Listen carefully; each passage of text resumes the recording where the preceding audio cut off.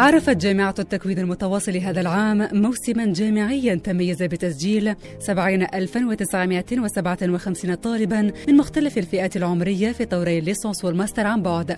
وهذا بعد تأهيل الليسانس والماستر عن بعد بقرار وزاري. كما كان موسماً مثمراً شهد تخرج أول دفعة الليسانس عن بعد بتعداد 4425 متخرج و5114 متخرج في طور الماستر عن بعد للدفعة الثانية، وهذا في 7 ميادين إنسانية واجتماعية واقتصادية. ولأول مرة تم إنهاء الموسم الجامعي في آجاله المحددة مع تسليم الشهادة النهائية لكل طالب متخرج، وعرف أيضاً لأول مرة كذلك مشاركة الطلبة في التظاهرات الرياضية الوطنية والدولية.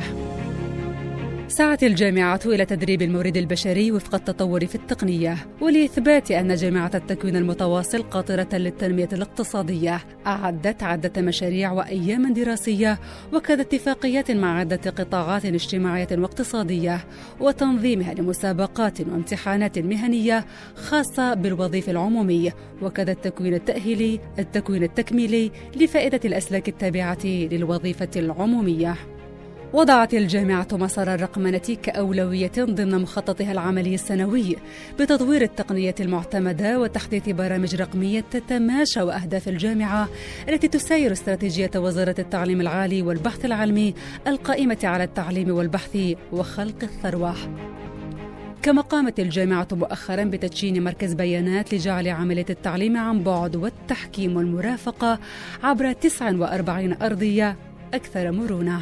لا تكتفي جامعة التكوين المتواصل بدورها الأكاديمي والتكويني، بل تعمد على مرافقة وتقديم الاستشارة للشباب حاملي المشاريع عقب قيامهم بتطبيق مشاريعهم من خلال دار المقاولتية التي تم إنشاؤها تماشياً مع القرار الوزاري 1275 شهادة مؤسسة ناشئة، شهادة براءة اختراع. تحضيراً للموسم الجامعي المقبل 2024-2025 أدرجت جامعة التكوين المتواصل تخصصات مهمة، وهي ماستر قانون العمل والضمان الاجتماعي، قانون الاستثمار، قانون الجنائي، اتصال وعلاقات عامة، الإعلام والاتصال الاقتصادي، ماستر علوم التغيير التنظيمي والقيادة والتطوير باللغة الإنجليزية، علم النفس المدرسي، بالإضافة إلى ليسانس مهنية في بعض التخصصات التابعة لوزارة الصيد البحري والمنتجات الصيدية، وهندسة مدنية بالشراكة مع وزارة السكن والعمران.